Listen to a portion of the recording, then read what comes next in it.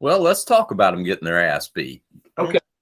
I didn't really think of it as much of an ass beat, and I guess it was an ass beating when you get right down to it. But it, it was uninspired playing from my point of view. Yeah, that's I guess my one of the things I thought about as I was watching LSU celebrate at the end, the thing that jumped into my head more than anything else, I thought to myself, I said, well, this is basically putting all of us out of our misery because this team is missing some ingredient that would allow them to get deep in the playoffs or win the national title or something like that. And the fact that they're losing that game against that team tells me that they were never going to be good enough to go all the way. So it's better for us just to not have to worry about that anymore. You know, we can get on with our lives and worry about next year.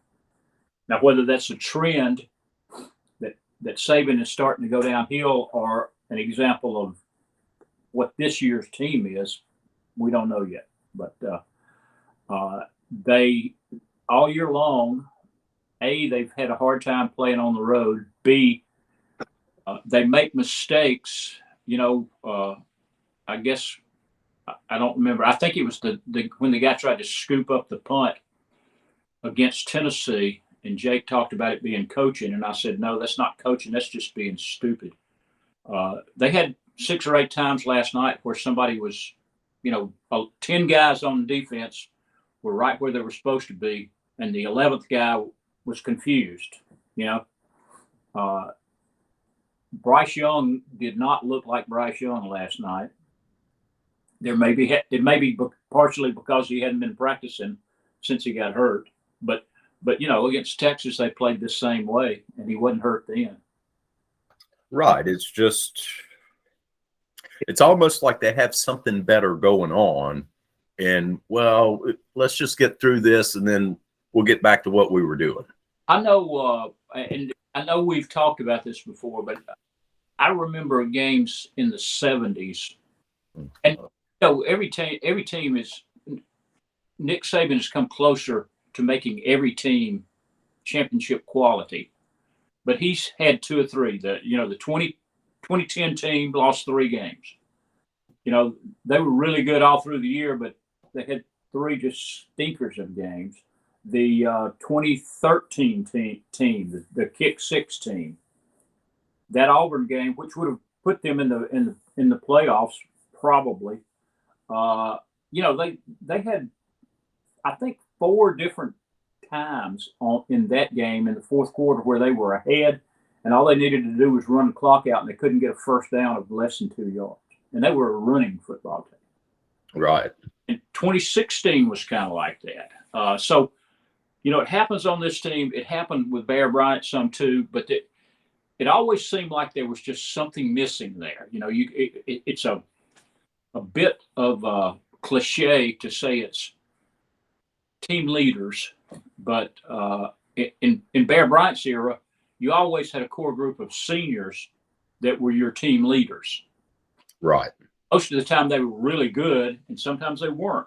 Well, in this day's world, that usually your leaders are the guys that are going to go on to the NFL, and they leave it at their junior year. The Tennessee quarterback and the Georgia quarterback are both really good examples of guys that hung around till their senior year, and their guys follow them around and do whatever they tell them, And there's probably 2 or 3 guys scattered in there that are team leaders. I remember, and I've been trying to figure out what his name was. I know you and I talked about this very thing several weeks back, and I was trying to remember who this guy was. It was a guy that he was on the kickoff team. He played like as the third wave came into a ball game when they were way ahead or way behind. He came in, and he was one of the 2 or 3 guys on that team that kept them solid. And yet, he never went on to any success as a pro football player. And most people in Tuscaloosa, students, fans, didn't know who he was because he was not a starter. But he was one of the team leaders on that team. And, I I don't know that that's what the problem is. It may be a disconnect between them and the coaches. It may just be a core group of guys that, for whatever reason, don't take care of the little things as much. I've had a theory for several years that 4 and 5 star players. It's actually based on a version of what I call the pretty girl theory. When I used to give blood regularly to Blood Assurance in Tuscaloosa, all the telephone guys, Blood Assurance would come to the phone company office, and all of us guys would go donate blood. I mean, everybody did that, but the ones that worked outside and didn't see people as a lot, we would fight to get our shot given by the blood drawn from the nurse that was the prettiest one. Right. It didn't take me long to figure out that the prettiest ones were always the ones that hurt you the most, because they didn't really care. They were pretty, so they didn't care whether they hurt you or not. And when they heard all the grown men acting like children to I want that one, I want that one. So yeah, they're just trying to hurry up and get through the day. It's a job. It's kind of this could be a bit of bigotry on my part, that it's not true of every pretty woman, and obviously it's not. But it just seemed to me that in every aspect of life, the girls that are pretty have everything given to them basically, and everybody caters to them, so they never worry about projecting really good feelings to other people, trying to be good to other people. And the nurses that were a little heavy or weren't really that pretty, but were nurses because they wanted to be good, you never felt a thing when they got it. So a variation of that is the 5-star athlete that's been catered to his whole life. He's never had to work hard, and then you get a collection of those, and they don't understand, like the 2 stars and the 3 stars do, that you've had to bust your ass your whole life to improve and get better as a team. They don't understand that because they've never had to do that. And right, I've wondered about that. I've never really seen a prime example of that, because some of the guys, Deontay Smith comes to mind, and Mark Ingram was this way. Guys that were 5-star athletes were the hardest workers you ever saw. So right, there are examples of that don't fit the mode, but I wonder sometime if you get enough of the 5 stars that are your core group of leaders, and they think, well, it'll be okay. We're good enough. We don't have to do that anymore, So it's puzzling to me, Well, and I think the most puzzling part for me came last night when the announcers pointed out that both of LSU's tackles were true freshmen. Yeah.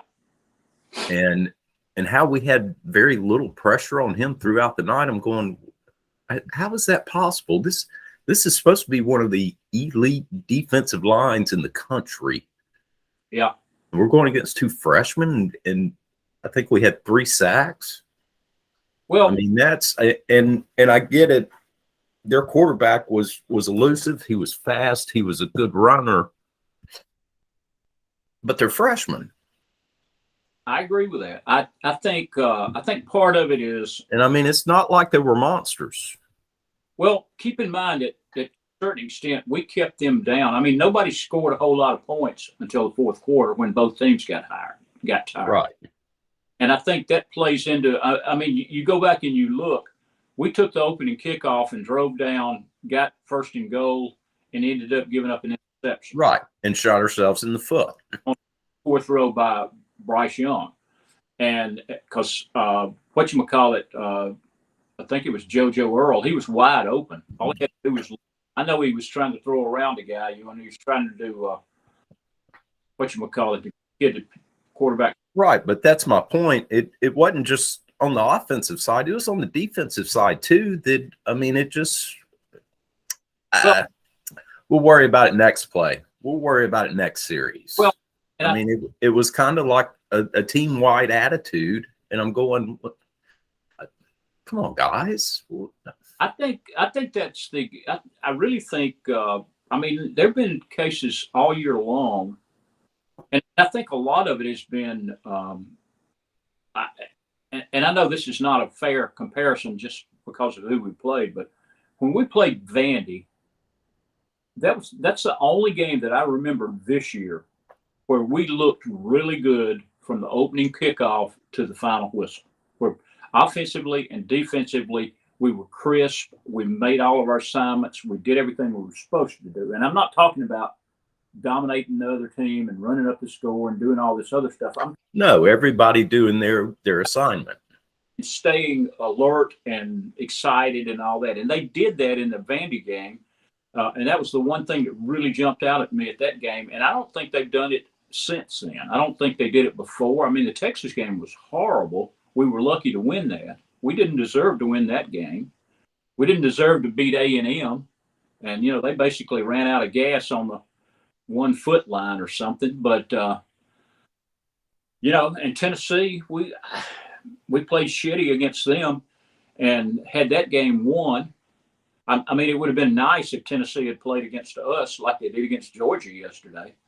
But a lot of that is the pressure that the defense puts on the other team and the offense to, you know, to up the ante a little bit from an emotional level where you start playing tight. And so I don't know if it's a combination of being lackadaisical and not really caring, or if they get a little nervous and start playing to not lose, as we've talked about several times, rather than playing to win, just going out there and being reckless and doing what they need to do. And there were episodes of that last night, but there were so many times during the game, that stretch where they went, I mean, they didn't score a touchdown until the fourth quarter. Right. So we had 4 field goals, and if you take the 4 points in each of those field goals and add that, where if that had been touchdowns, that's 16 points. We wouldn't have been in overtime. If we'd scored the first touchdown, if Bryce Young had been 6 inches further than JoJo Earl on that pass, we score a touchdown there on the opening kickoff and punch them in the nose right off the bat. Then they're the ones having to play catch up, and they're the ones starting to get worried about stuff. But every time we went 3 and out, they got a little more excited. Our defense got a little more tired, a little more frustrated, and started playing a little more, with less passion and confidence.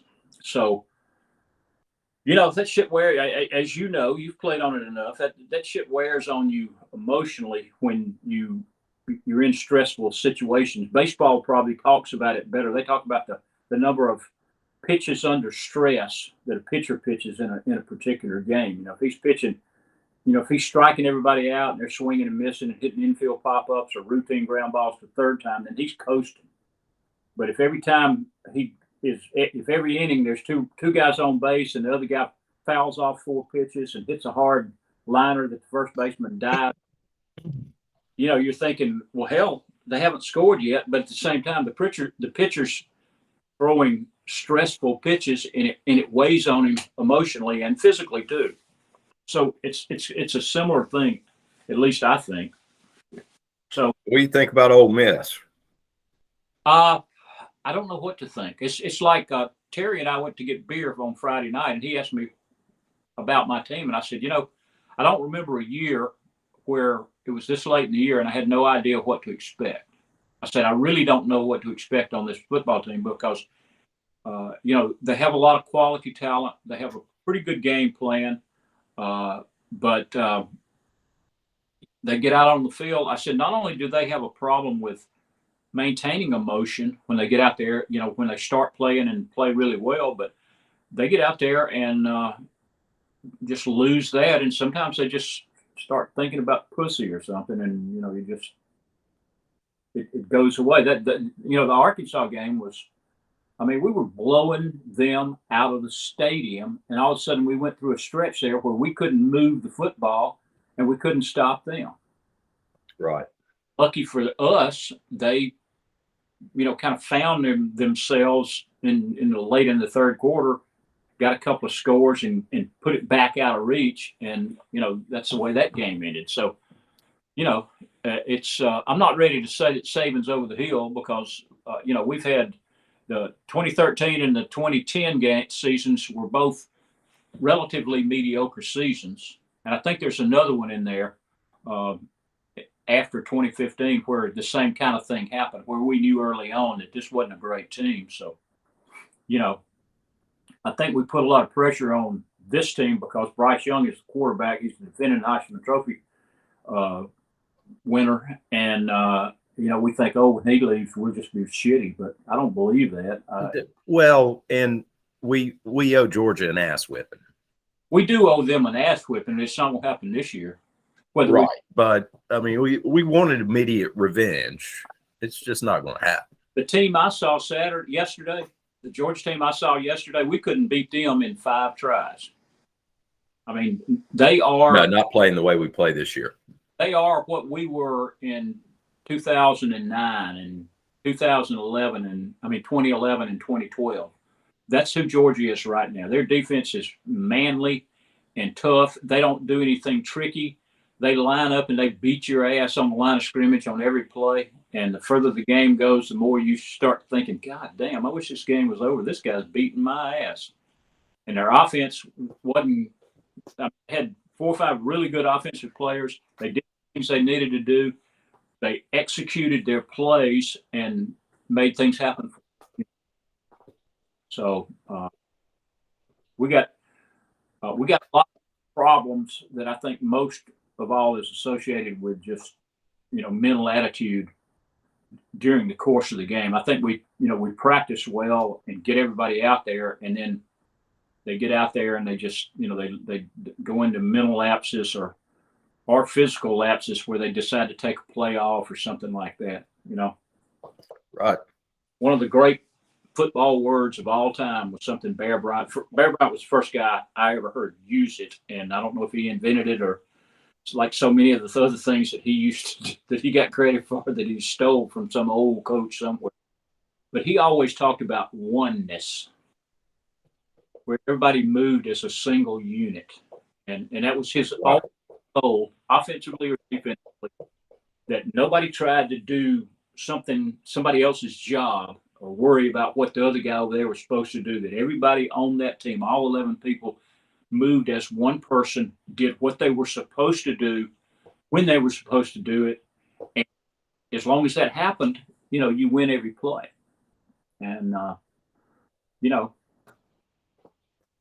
this team, several of Nick Saban's teams have been like that. And this team is not like that. And one other thing, before I shut up about all this, for sure, is one thing that's affecting, I think, again, it's affecting us now, is if you go back, and I would start with Jalen Hurts. Before Jalen Hurts, we had adequate quarterbacks. Jalen Hurts is starting for the Philadelphia Eagles right now. They're undefeated. Tua Tagovailoa is starting for the Miami Dolphins. They're deep in the playoff chase. They just got a defensive player from Denver that's going to really help them. And as long as Tua's playing, they're really good. Mac Jones is playing on a mediocre New England team, but he's their quarterback. Those are the last 3 quarterbacks that were at Alabama. And before that, we had A.J. McCarron, who was, everybody used the term game manager. His job was to not fuck up, basically. And he had 1 or 2 good receivers. He had a couple of great running backs. They just ran their offense, let the defense win the game. And it got late and it got tired. And all they ever asked them to do was have one series where you go down, run the clock, score, get ahead, put it out of reach, and then hand it over to the defense and say, here, don't let them score anymore. And they did that under Saban from the time he got there. Their success was always based on that until Jalen Hurts came along.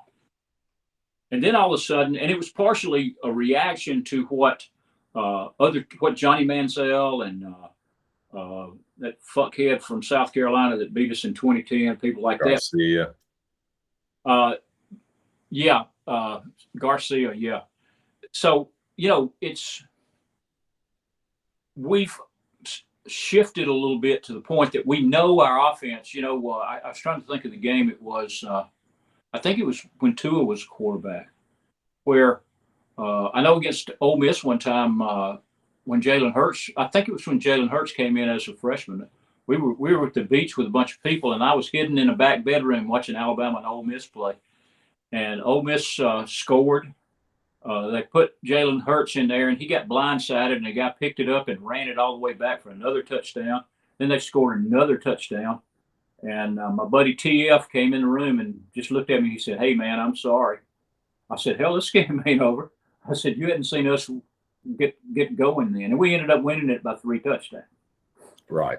And there's been a lot of games where we just got into track meets with the other team, and we always seem to find a way to outlast them. And the times we didn't, the 2019 LSU team that won the national title, their quarterback now is the starting quarterback for the Cincinnati Bengals. They beat us by 6 points.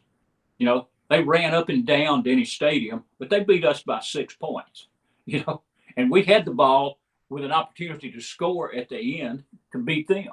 So I think we've started to put a lot of pressure on the offense to win the game, and it may be the way the game is being played these days. And at this point in time, we don't have the cohesion between our superstar quarterback, and there's no doubt he's that good, and the receivers that he's trying to throw to right now. I mean, and you never know. I know in the old days, you can go back to the 80s when Ray Perkins first put the read and react offenses into college football, into Alabama football. And we had a freshman quarterback as our starter, and he happened to be black, so everybody was just ready to get him out of there because, they can't think under pressure and they can't pick out their secondary receivers and yada, yada, yada. But he had freshman receivers to throw to, and there were all kinds of plays during the course of that year where he'd miss a guy by 5 feet. And, everybody would boo him because he didn't know where to throw the football. Well, the rule, the thing was both guys had to know where to go. And you don't really ever know who's at fault there, which one misread the defense and went to the wrong place. And I saw 8 or 10 of those throws last night. And I don't know that I mean, in Bryce Young's defense, he still has not practiced a whole lot during the course of the week, so you don't expect him to be sharp. And he made several throws that were appeared to be. Yeah, but if you don't expect him to be sharp, what's he doing out there? Well, because he's still head and shoulders above the next guy. That's the main thing. And he's such a calm guy. I thought look at when he let him down and scored the go-ahead points. I thought, well, this is it. We got this one. And then, El came right down there, tied it up. We at least held him to a field. I thought we would lose it there. I thought they were going to score a touchdown there. And the defense held and got the field goal, which tied it up. And so, Yeah. We'll see next week. Yeah, well, like I said, we can think in terms now of, getting a beer and watching the game and enjoying ourselves and not worrying about whether they'll make it to the SEC championship game or who they may play in the first round of the playoffs, because that shit's over.